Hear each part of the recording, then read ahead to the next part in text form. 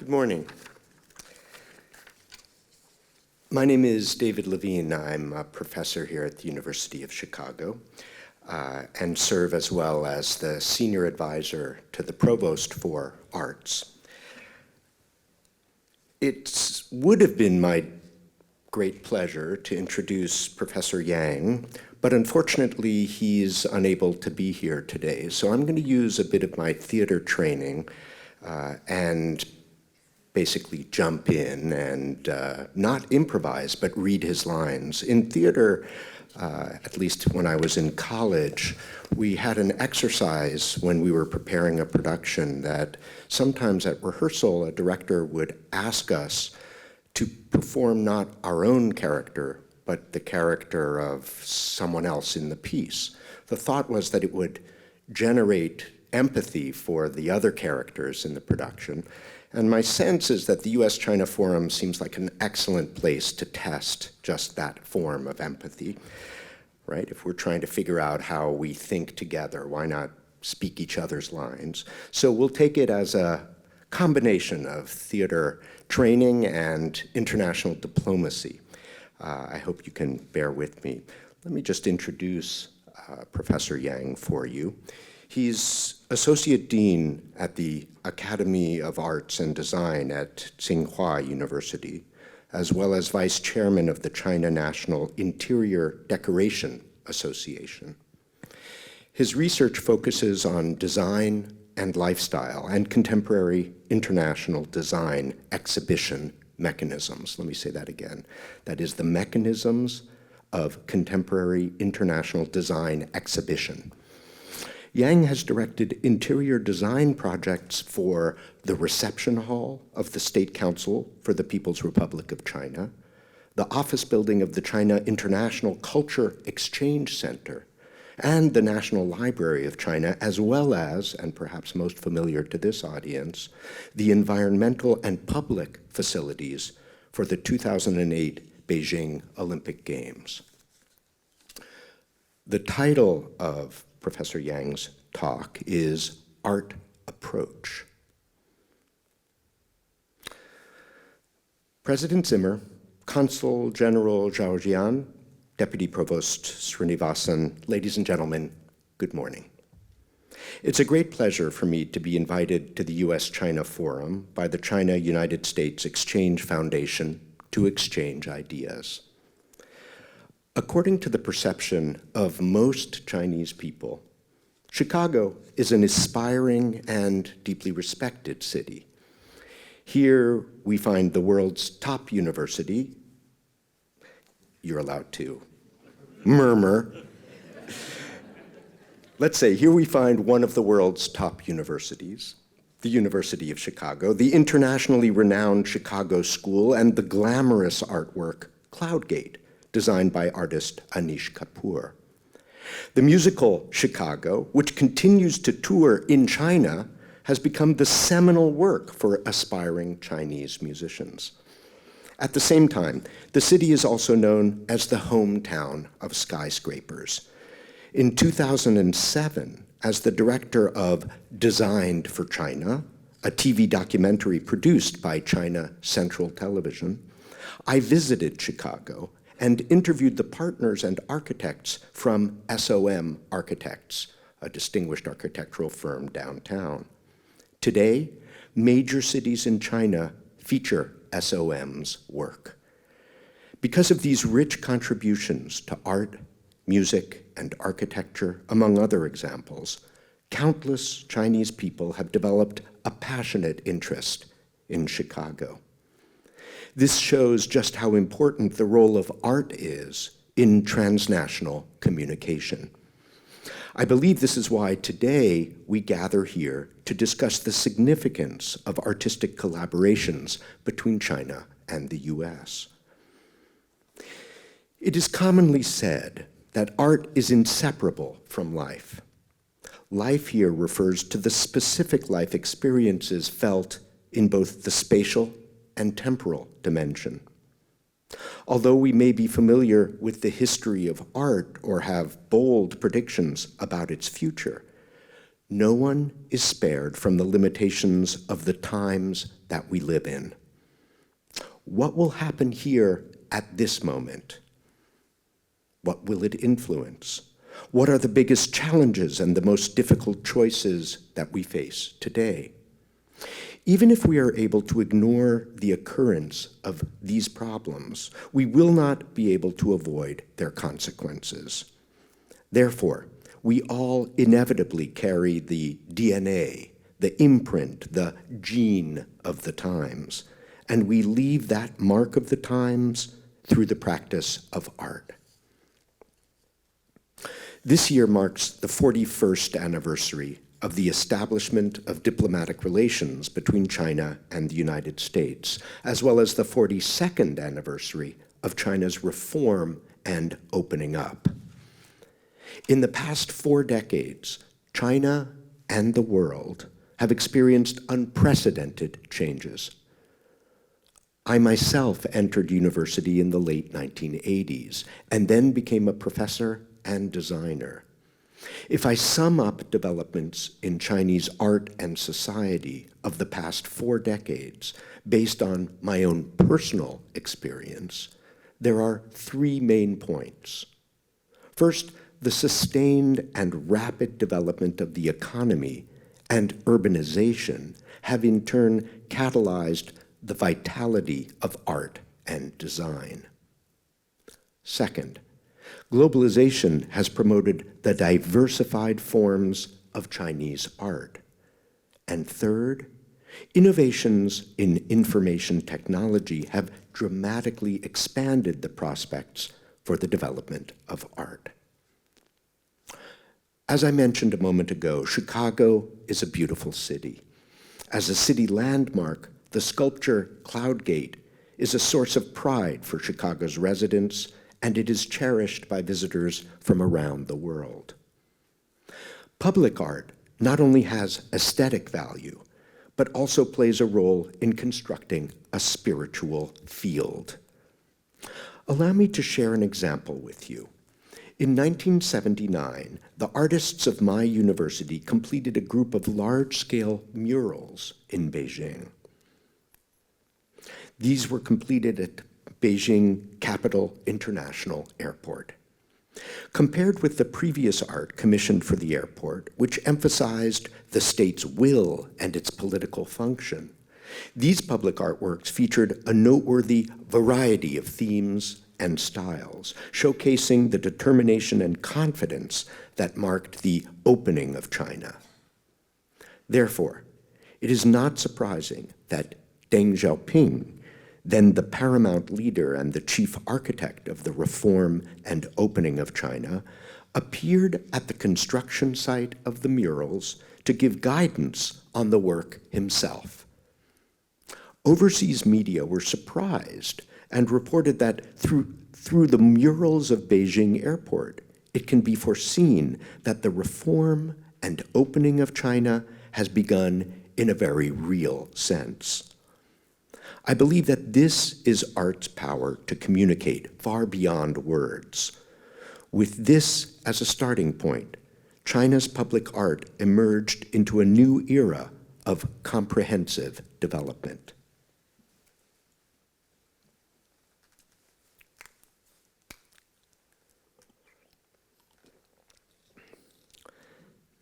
At the end of the 1970s, China took the initiative to ride the wave of globalization. And today, goods marked with Made in China are distributed around the world, which has become a significant feature of the process of the globalization of China's economy. Over the course of the last 4 decades, artworks have appeared in the public spaces of every Chinese city and town. Some of them reflect changes in living standards and modern aspirations, and others represent traditional folk customs and daily life. The collective cultural memory is shaped by these public artworks. It's worth mentioning that in recent years, many young Chinese artists have been trying to improve the quality of life for villagers and to promote the transformation of industry in rural areas by designing and creating public spaces. This is our common effort to enhance understanding between people from all walks of life. And it is the power of art that brings positive changes to communities. I'd like to share with you how the globalization process has promoted diversified expressions of Chinese art. Within the context of the era of economic globalization, countries around the world are engaged in various forms of cultural globalization.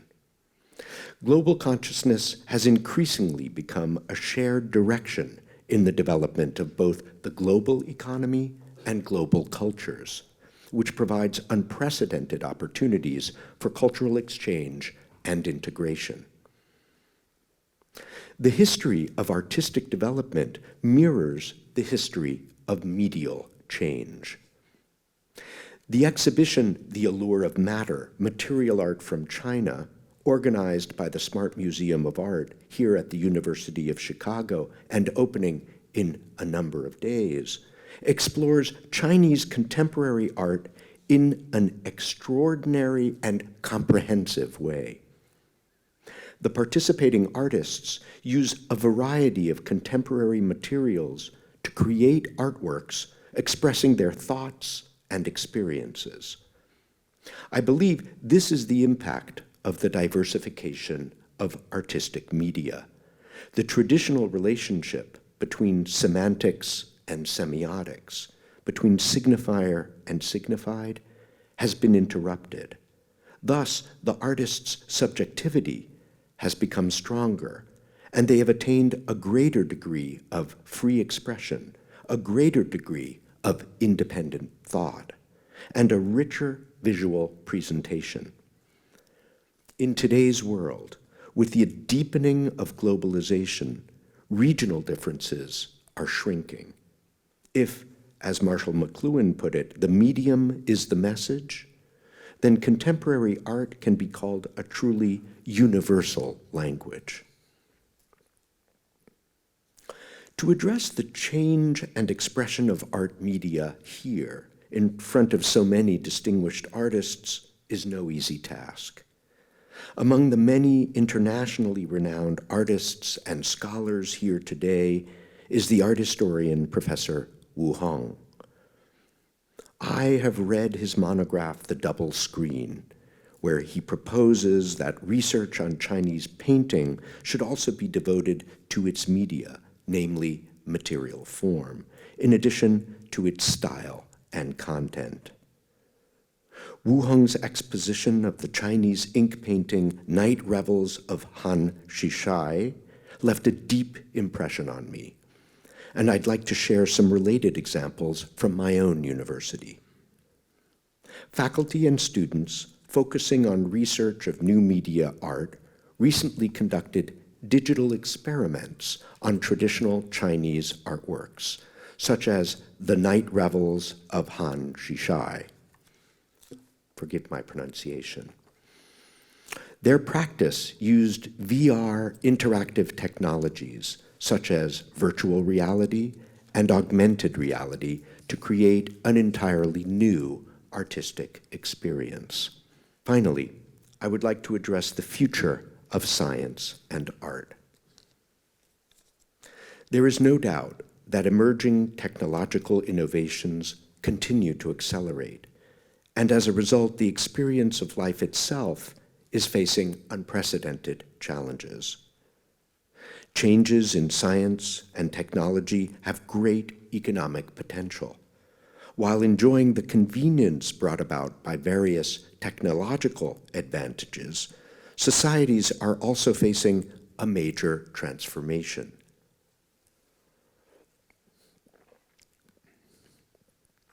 If we were to draw up a list, I don't know how long it would take to name all the occupations that will be completely disrupted by the process of automation. These factors will influence changes in political attitudes and the evolution of culture. Many areas are being reshuffled, as Mark Zuckerberg worries. We live in an era of instability. A large proportion of today's college students were born after the year 2000. They are at home in the digital world. Excuse me. They grew up using the internet, smartphones, and social media, which are the creative media with which they are most familiar. They live in an era of information explosion, and thus their mode of thinking and the structure of their knowledge are broad and diverse. Our students, future artists and designers who may not have ever been to Africa, are concerned about the fate of African black rhinos and respond accordingly with their own creations. For example, Rhino Monument by Tsinghua University students in cooperation with the Peace Park Foundation. In this work, rhinos' life detectors are remotely linked with a horn monument located in the city. The installation is designed to collapse in a safe and beautiful way.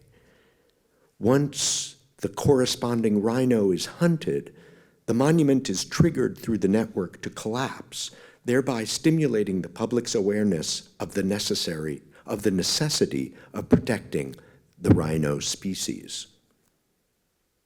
As another example, robot music bands have been around for a number of years, but very few can truly perform in the Chinese style.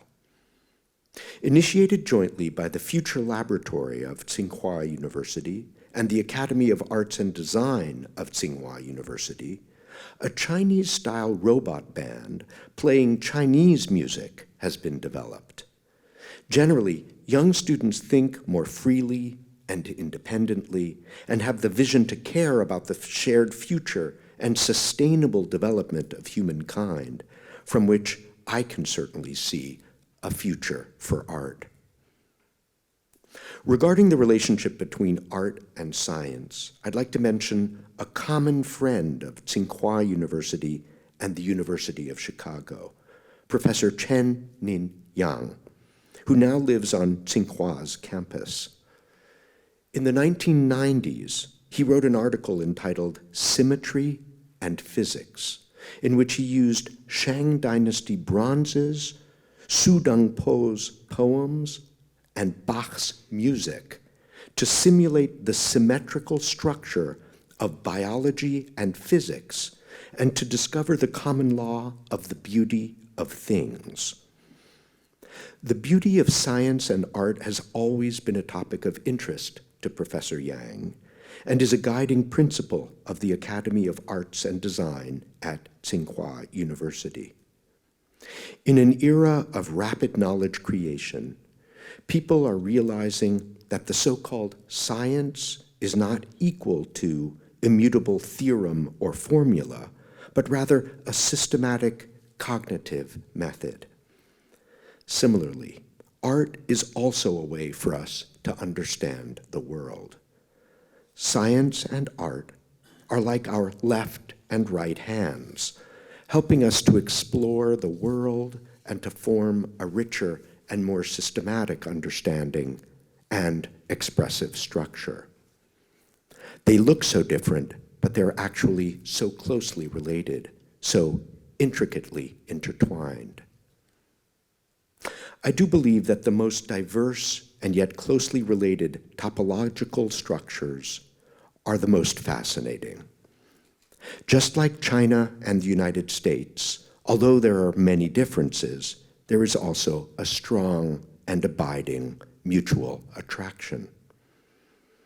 As the two largest economies in the world, it's our responsibility to deepen mutual understanding and trust, to build consensus and cooperation, and jointly to create a diverse and harmonious world. Lastly, let me wish the forum a complete success. Thank you very much.